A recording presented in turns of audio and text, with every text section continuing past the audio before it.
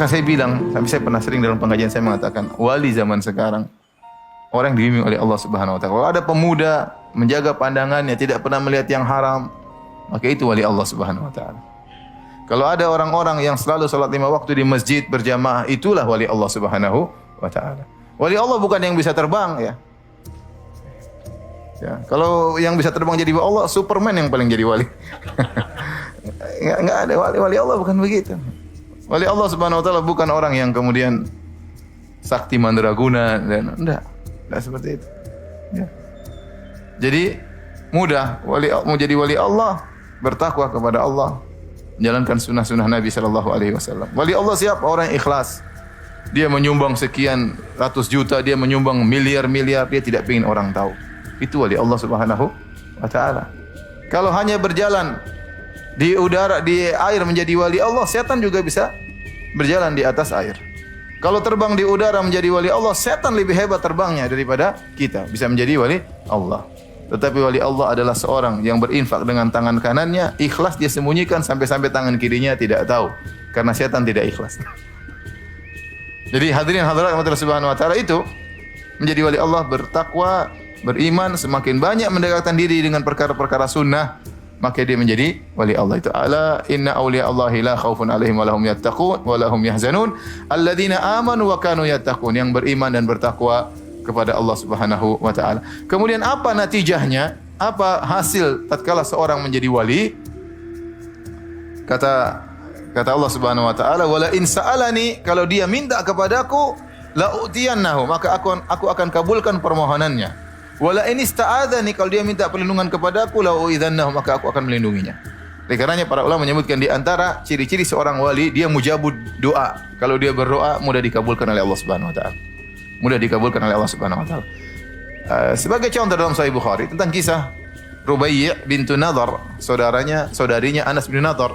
Rubai' binti Nadhr melakukan kesalahan, kasarat saniyata jariyah. Rubai' binti Nadhr ini seorang sahabiyah, dia mematahkan gigi salah seorang remaja atau wanita yang lain.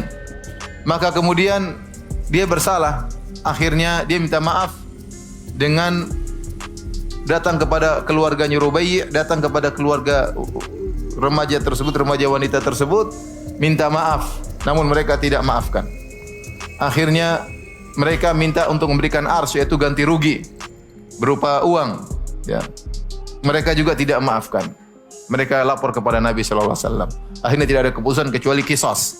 Qisas yaitu sebagaimana Rubai' mematahkan giginya, gigi Rubai' juga harus dipatahkan. Rubai' ini seorang wanita.